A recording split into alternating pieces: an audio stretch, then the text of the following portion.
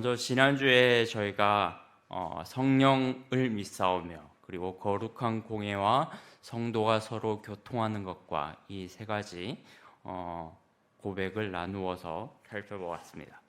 성령은 성부, 성자, 성령 하나님, 삼위일체 하나님이시죠. 영원하시며 불변하시며 서로 분리되지 않으시는 완전한 하나님이십니다. 그리고 영원히 우리와 함께 거하시며 특별히 성령은 우리에게 구원을 적용시키시고 우리로 하여금 예수 그리스도를 통해서 거듭나게 하시고 지금도 그 안에서 교제토록 하시는 분이십니다. 그리고 그래서 우리를 한 교회로 불러주셨어요. 한 교회로 불러주시고 그리스도 안에서 이분을 머리로 하는 각 몸의 지체로 우리를 삼아주셨습니다. 어떻게 서로 환경도 다르고 자라온 배경도 다르고 서로 취미도 다르고 또 스타일도 다른데 어떻게 한 목소리와 한 믿음과 한 은혜 안에서 하나가 될 수 있는가? 성령께서 하시는 일이죠. 우리 인간은 할 수 없습니다. 인간이 만약에 이 교회가 인간의 공동체라면 자기 소리, 자기 주장만 내세우다가 쪼개지겠죠. 그러나 성령께서 우리를 하나 되게 하시고 진리 가운데로 이끄십니다. 이것이 바로 교회죠. 그래서 이런 교회 안에서 우리는 성도의 아주 복된 교통한 교제를 누리는 거예요.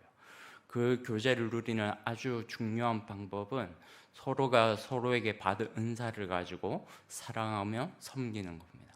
서로 각자 받은 은사를 가지고 다양한 영역에서 한 교회가 한 성령 안에서 정말 한 목소리로 한 믿음으로 잘 성장할 수 있도록 우리가 받은 은사로 서로를 섬기며 사랑하는 데 사용하는 거죠. 이것이 교회론의 아주 중요한 본질이라고 할 수 있습니다.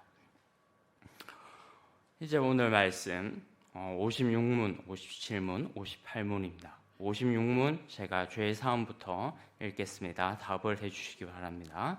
죄 사함에 관하여 당신은 무엇을 믿습니까?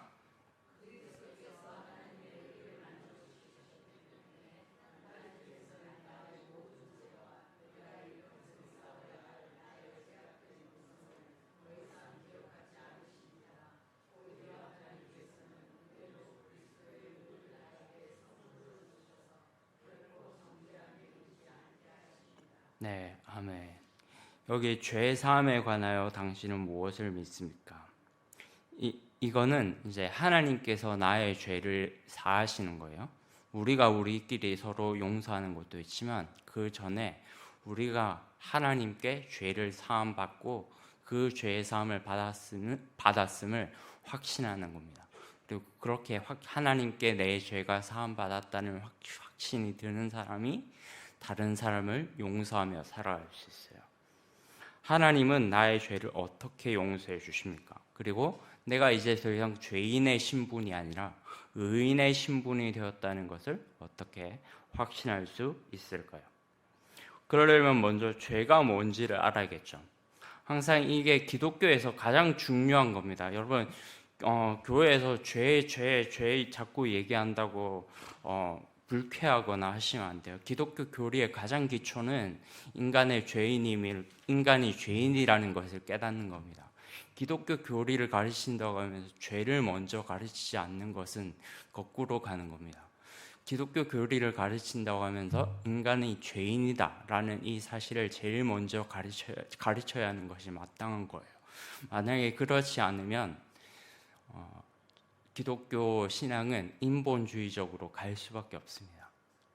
사람의 아무리 그게 달콤한 말이라고 하더라도 아무리 그것이 다른 사람, 현대 사람들은 죄라는 이야기를 듣기 싫어해요. 이런 생각 때문에 죄 문제에서부터 출발하기 전에 자꾸 이상한 부분부터 건드리겠는데, 네,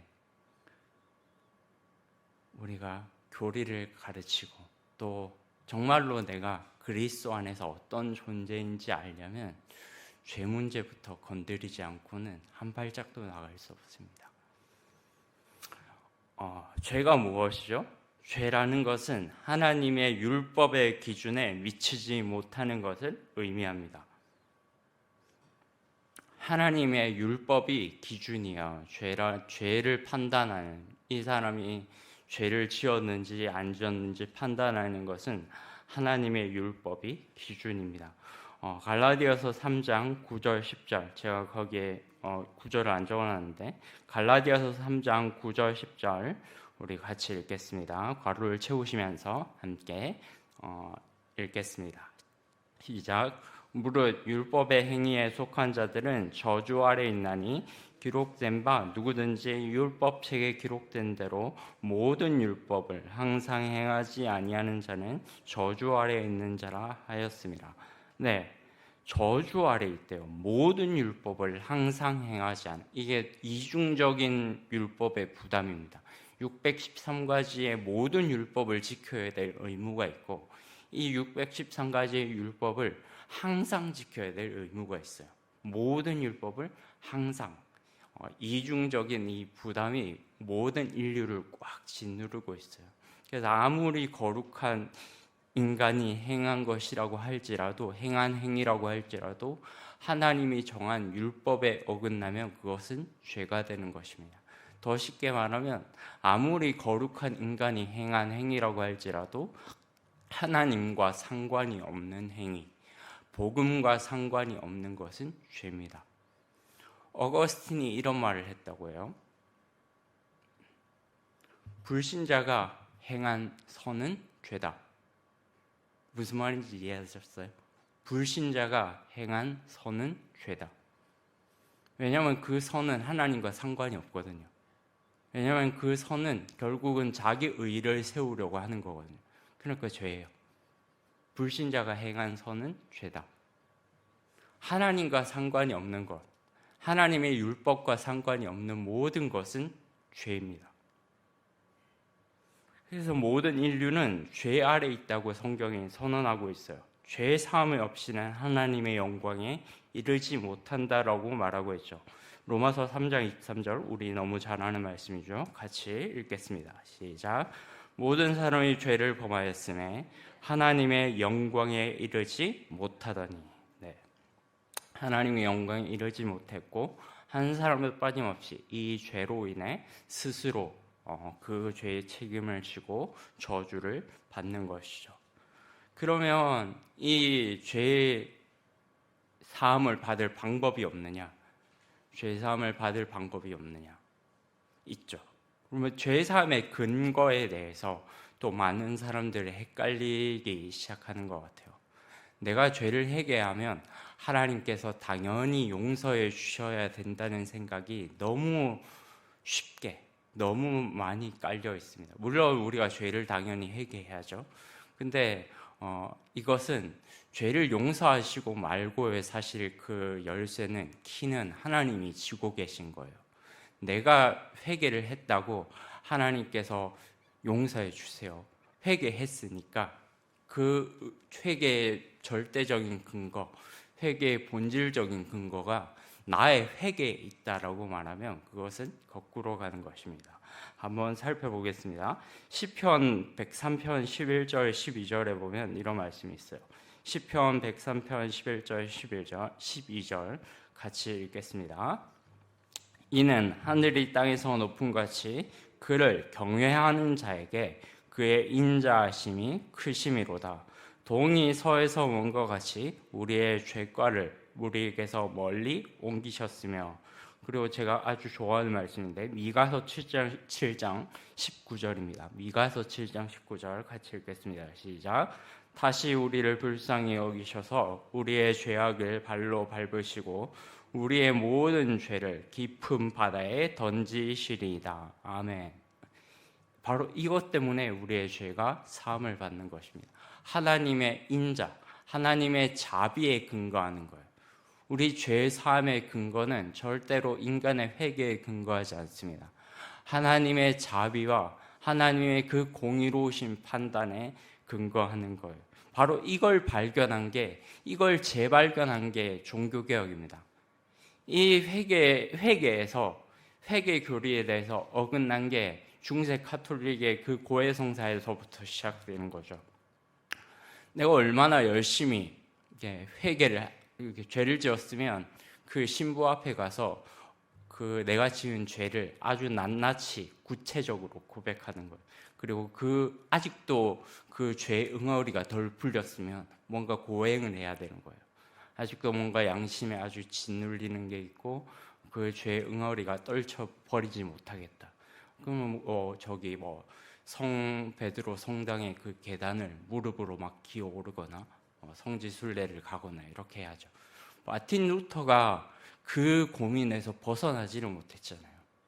아무리 고해 성사를 해도, 아무리 성 베드로 성당을 무릎으로 기어올라도, 맨발로 기어올라도, 피가 철철 나도록 그렇게 무릎을 땅에 질질 끌고 올라가도 이 죄의 문제에서 자기가 자유하지를 못하겠는 거예요.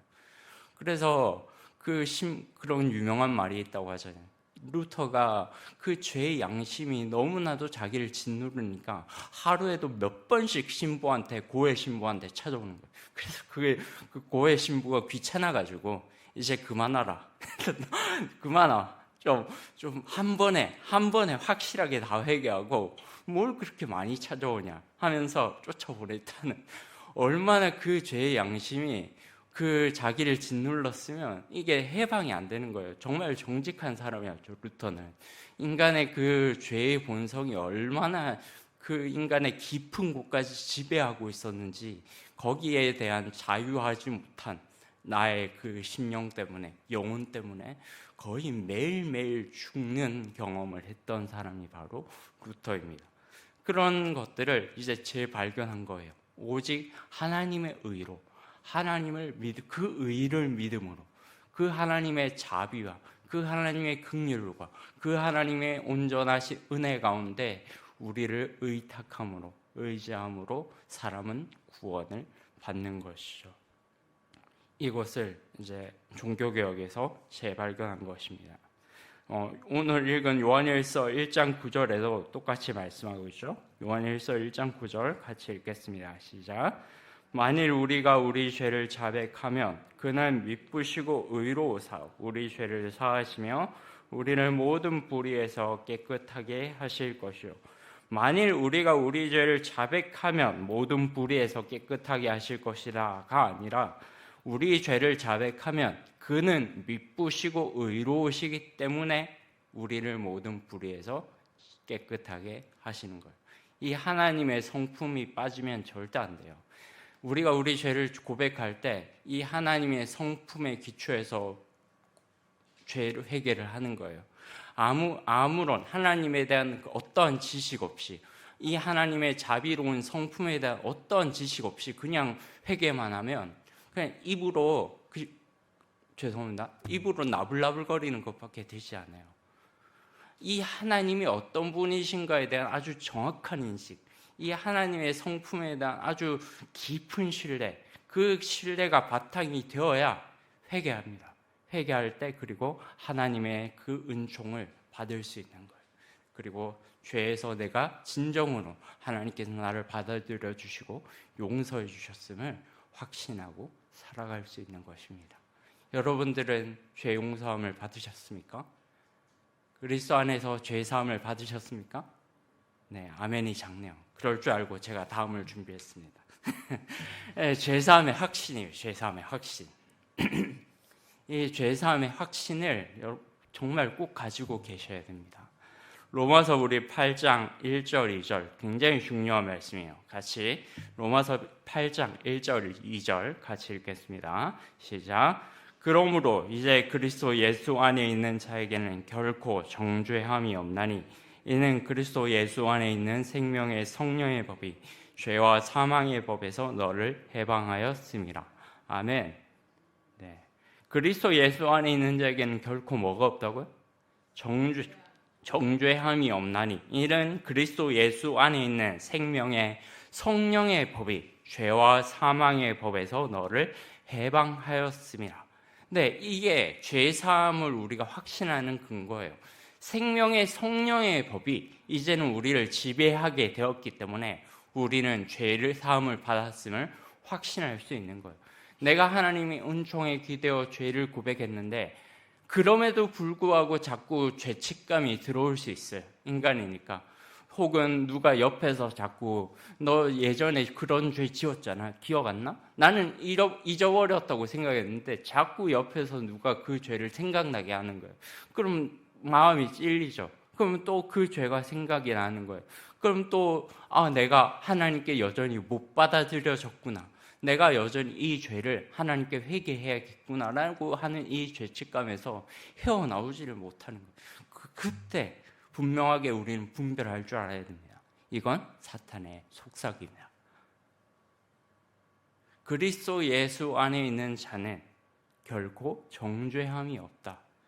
이 사실이, 이 말씀 한 구절이 우리에게 주는 은혜가 얼마나 큰지 몰라요. 그리스도 예수 안에 있는 자는 그 누구도 정죄할 수 없어요. 하나님께 받아들여진 자는 그 누구도 정죄할 수 없어요. 우리가 미가서 7장 19절에 봤던 것처럼 하나님께서 우리의 모든 죄를 바다에 던지셨어요. 태평양 마리아나 해구보다 더 깊은 바다 가운데 우리의 그 죄를 던지셨어요. 기억도 못하는 거예요. 이제 누가 그 죄를 끄집어내서 애써 우리의 과거를 기억하게 하려면 그거는 그런 말에 넘어가거나 그런 말에 흔들리거나 하는 것은 하나님의 그 자비하심을 멸시하는 행동입니다. 그리스도 예수 안에 있는 자에게는 결코 정죄함이 없어요. 생명의 성령의 법이 우리를 해방하였기 때문입니다. 성령께서 하시는 일이에요. 우리의 죄가 사함을 받았고 하나님께 받아들여졌다. 못 믿을 수 있어요. 네, 못 믿을 수 있고 사람이 자꾸 내 옆에서 그 과거의 죄를 부추기면 자꾸 생각나고 자꾸 억눌려질 수 있고 하나님께서 나를 용서해 주시지 못했나? 용서하시지 않았나? 이런 생각으로 자꾸 나의 시간과 에너지를 허비할 수 있습니다. 그때 생각하는 것, 이것이 성령께서 하시는 일이라는 거예요. 성령께서 하시는 일이에요. 성령께서 하시는 아주 영적인 신비예요. 나의 죄를 깊은 바다 가운데 던지시고 나의 죄를 이제는 동이 서에서 먼 것 같이 옮기시고 이 모든 것들을 우리의 눈에는 보이지 않지만 실제적으로 영적으로 성령께서 이런 일을 행하셨다는 거예요. 이제 그래서 결코 그런 사람들에게는 정죄함이 없는 겁니다. 여전히 죄책감을 가지고 살아가시는 분들이 있다면 이 말씀을 통해서 자유함을 얻으시기를 주님의 이름으로 축복합니다. 여전히 과거의 죄악에서 헤어나오지 못하고 하나님의 용서를 받아들이지 못하는 사람이 있다면 심지어 그게 나의 의로움이 될 수 있어요. 하나님은 용서해 주셨다는데 지가 지를 죄송합니다. 자기가 자기를 용서하지 못하는 거예요. 하나님이 용서해 주셨다는데 하나님이 나를 받아들여 주셨다는데 내가 나를 용서하지 못하는 거예요. 그게 얼마나 엄청난 죄인지 아십니까, 여러분?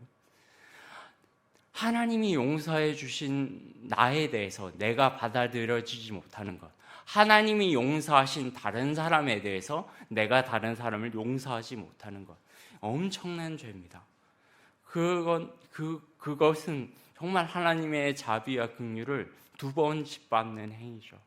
우리의 모든 것은 이제 그리스도 안에 있기 때문에 절대로 나나 또 내 옆에 있는 형제 자매들이나 그리스도 안에서 참으로 그분의 긍휼과 은혜에 의지하여 죄를 고백하고 용서함을 받았다면 이제는 그 누구도 정죄할 것이 없는 거예요.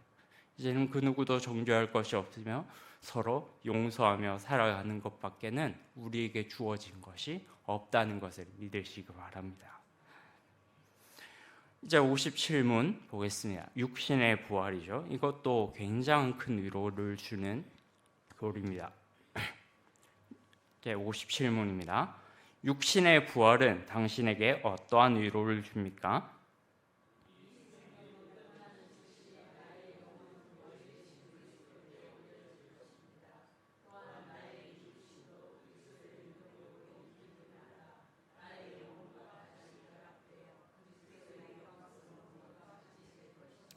네, 아멘. 이 생명이 끝난 즉시 나의 영혼은 머리 대신 예수 그리스도께 올려질 것이다. 그리고 육신도 다시 결합되어서 영광스러운 몸과 같이 될 것이다. 죽음이라는 것은 영과 육이 분리되는 거죠. 육은 흙으로 돌아갑니다. 하나님께서 아담에게 말씀하셨듯이 너는 흙이니 흙으로 돌아갈 것이라고 말씀하셨어요. 그러면 이제 영혼이 멸절한다고 주장하시는 분들이 계세요. 그렇지 않습니다. 영과 육이 분리돼서 육은 땅에 묻히고 신자의 영혼은 그리스도의 부활시까지 낙원에 거하게 되죠. 그걸 대표적으로 알 수 있는 것이 누가복음 23장 43절 말씀입니다. 누가복음 23장 43절 같이 읽겠습니다. 시작.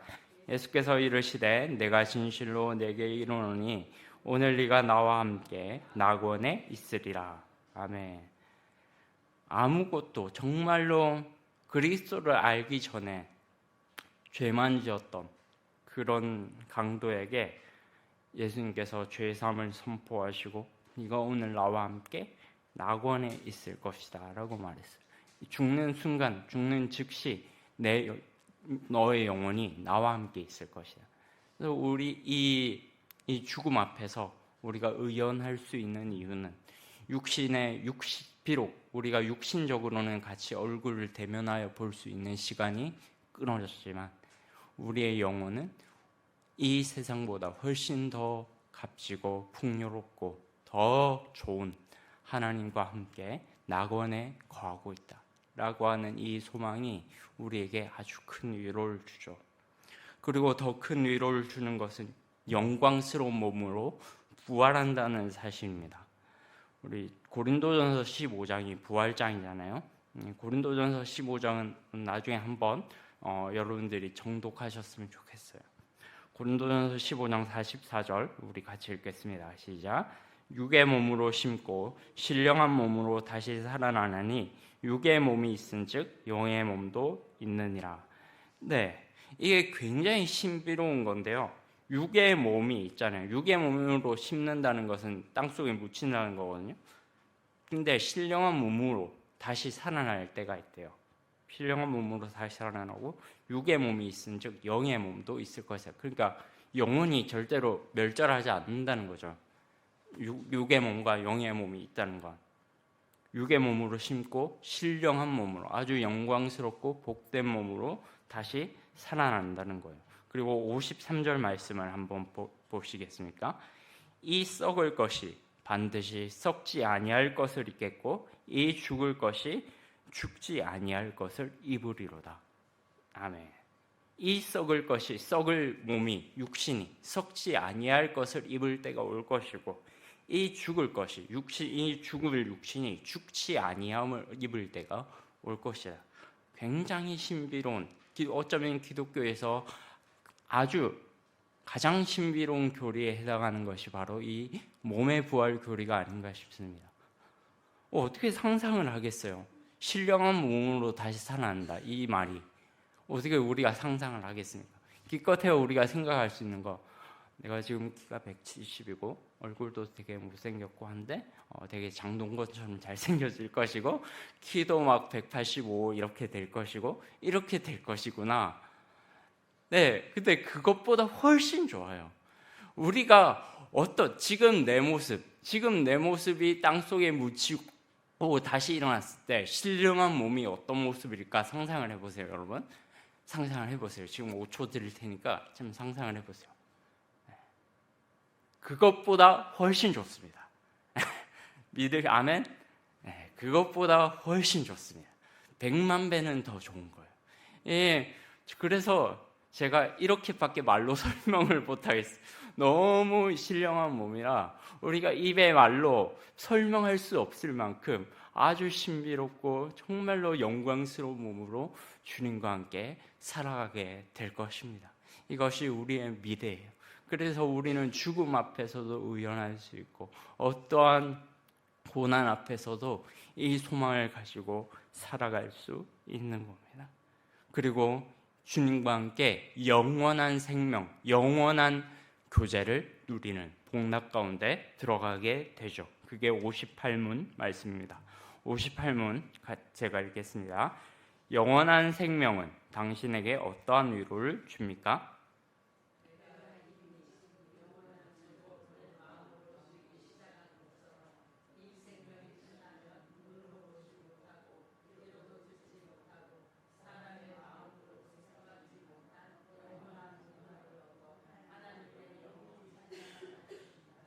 아멘. 아주 중요한 말씀이 있어요. 영생은 지금 이미 누리고 있다는 거예요. 하이델베르크 교리문답에 따르면 내가 이미 지금 영원한 즐거움을 마음으로 누리는 것처럼, 이런 구절이 있어요. 이미 누리고 있는 거예요, 영생을. 요한복음 17장 3절에 보면 아주 중요한 말씀이 있어요. 영생은 곧 유일하신 참 하나님과 그의 보내신 자 예수 그리스도를 아는 것입니다. 하나님과 교제하는 것, 성부, 성자, 성령 삼위일체 하나님과 하나님을 아는 지식, 그리고 그분을 아는 것으로 이 땅에서 만족하고 교제하고 살아가는 것, 그것이 이미 영생을 얻었다라고 표현하고 있어요. 실제로 예수님께서도 종종 말씀하셨죠. 나를 믿는 자는 영생을 얻었다라고 말하고 있어요. 살아서 나를 믿는 자는 죽어도 살 것이다 라고 말씀하셨어요. 살아서 나를 믿는 자는 이제는 사망에 있지 아니하고 영생으로 옮겨졌다라고 말하고 있어요. 이 영생은 그래서 죽음 이후에 저 천국에서나 누리는 것이라는 이 형식적인 문구를 가질 필요가 없어요. 왜냐하면 이 영생이라는 것은 천국에서 누릴 뿐만이 아니라 지금 이 땅 가운데 우리가 누리고 있다는 것을 꼭 기억하시기 바랍니다. 물론 우리의 목숨은 끊어져요. 이 육신의 죽음은 지난주에 한 달 전이죠. 한 달 전에 제가 말씀드린 거 기억하세요? 신자에게 죽음이라는 것은 죄의 형벌이 아니라고 했어요.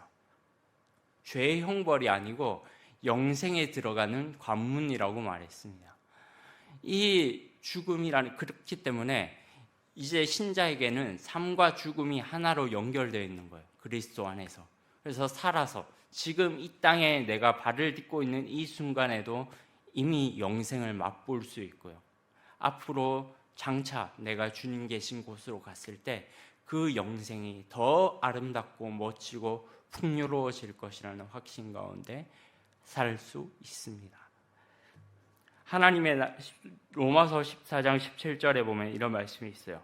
하나님의 나라는 먹는 것과 마시는 것이 아니요 오직 성령 안에 있는 의와 평강과 희락이라.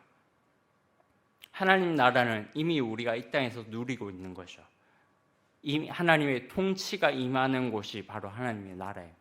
하나님의 통치가 임하고 그분의 통치에 순종하며 살아가는 것이 바로 하나님의 나라입니다. 바로 우리는 이 땅에서 이 나라를 맛볼 수 있어요. 하나님의 나라를 맛볼 수 있어요. 의와 평강과 희락을 누리며 살아갈 수 있습니다. 성령 안에서. 그렇기 때문에 예수 그리스도가 없다면 하나님 나라를 누릴 수가 없어요. 우리가 성령 안에 있다면 교회 안에 있지만 하나님 나라를 누릴 수가 없어요. 어디서 그 하나님 나라를 보겠습니까? 이 세상이 하나님 나라를 우리에게 가져다 주겠습니까? 어떤 사람이 하나님 나라를 우리에게 여기 있다 저기 있다라고 말해 주겠습니까? 아무도 볼 수가 없어요. 오직 성령 안에서 우리는 삼위일체 하나님 안에서 그 하나님 나라가 이미 이 땅에 도래했음을 누리고 있는데 이 교회에서마저 그걸 볼 수 없다면, 그리스도 안에 있는 공동체마저도 그 하나님 나라의 풍성한 모습을 볼 수 없다면 그것보다 절망이 어디 있겠습니까? 만약에 그렇다면 우리는 여기에서 지옥을 맛보는 거예요. 예수를 믿는 사람이 이미 이 땅에서 영생을 맛보는 것처럼 예수를 믿지 않는 사람은 이미 이 땅에서 지옥을 맛보는 거나 똑같습니다. 예수와 관계가 없는 사람은 이미 이 땅에서 지옥을 맛보고 그 안에서 풍요로움이 끊어지는 것과 똑같습니다. 그래서 우리는 이 육신의 생명이 끝나는 순간 내가 이 땅에서 누렸던 하나님 나라의 그 아름다움, 그 영원한 생명보다 훨씬 더 값지고 이제는 진짜로 영원히 죽지 않고 하나님과 찬양할 일만 남은 거죠. 그게 요한계시록 21장 3절 4절에 보면 아주 잘 나와 있어요. 마지막 성경 요한계시록 21장 3절 4절 같이 읽겠습니다. 시작. 보라, 하나님의 장막이 사람들과 함께 있음에 하나님이 그들과 함께 계시리니 그들은 하나님의 백성이 되고 하나님은 친히 그들과 함께 계셔서 모든 눈물을 그 눈에서 닦아주시니 다시는 사망이 없고 애통하는 것이나 곡하는 것이나 아픈 것이 다시 있지 아니하리니 처음 것들이 다 지나갔음이로라. 다시는 사람이 없으면 안 되죠. 사망이 없어야 돼요. 사람이 없으면 우리도 못 사는 거죠. 사망이 없어야 돼요. 죄송합니다. 못해요. 다시는 사망이 없고 애통하는 것이나 곡하는 것이나 아픈 것이 다시 있지 아니하리니 처음 것들이 다 지나갔음이로라. 이 아름다운 영광의 소망을 바라보면서 이 땅의 모든 고난을 이겨낼 수 있는 힘을 하나님께서 주시기를 바랍니다. 이제는 성령 안에서 우리는 결코 누구도 정죄함이 없어요. 그분 안에서 죄사함을 얻은 백성이라면 이제는 이 땅에서 지옥을 맛보는 것이 아니라 천국을 맛보며 살아갈 수 있습니다. 하나님을 아는 것, 삼위일체 하나님과의 그 영적인 교제를 통해서 이 땅에서 하나님 나라를 맛보고 의와 평강과 희락이 어떤 것인지 이 공동체에서 맛볼 수 있습니다. 그런 공동체가 되게 하기 위하여 성령 하나님께서 이곳에 좌정하셔야 돼요. 성령 하나님께서 이 교회 가운데 충만히 임재하셔야 됩니다. 그래서 우리가 가장 기도해야 될 것은 이런 공동체를 맛보기 위해서 이런 죄사함과 영생의 부활 이미 이루어진 하나님 나라 안에서 그 소망을 맛보기 위해서 어떤 노력을 해야 되는 것이 아니라 성령께서 이 자리 가운데 충만히 임하도록 정말 모든 하나님의 백성들이 성령 충만함으로 사역하고 성령 충만함으로 우리의 모든 일상을 살아갈 수 있도록 성령께서 우리 각 사람을 만져달라고 구하는 기도가 가장 중요한 것입니다.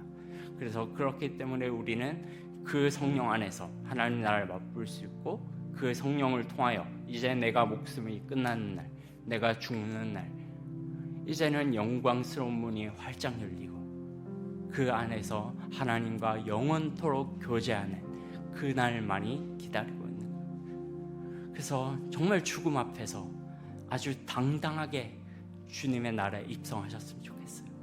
정말 멋지고 아름답게 주님의 나라에 입성하셨으면 좋겠습니다. 네가 나이가 아직 어리니까 뭔지 모르는구나 이렇게 생각하지 마시고 정말 앞으로의 살아갈 날들을 주님께서 인도하여 주실 것을 믿고 내가 목숨이 다하는 그날 주님 앞에 서는 그날 아주 당당하게 힘차게 아버지 저 왔어요 이렇게 하면서 주님 앞에 들어갈 수 있는 주님의 품에 안길 수 있는 우리 모든 주의 성도들 되시기를 주님의 이름으로 축복합니다.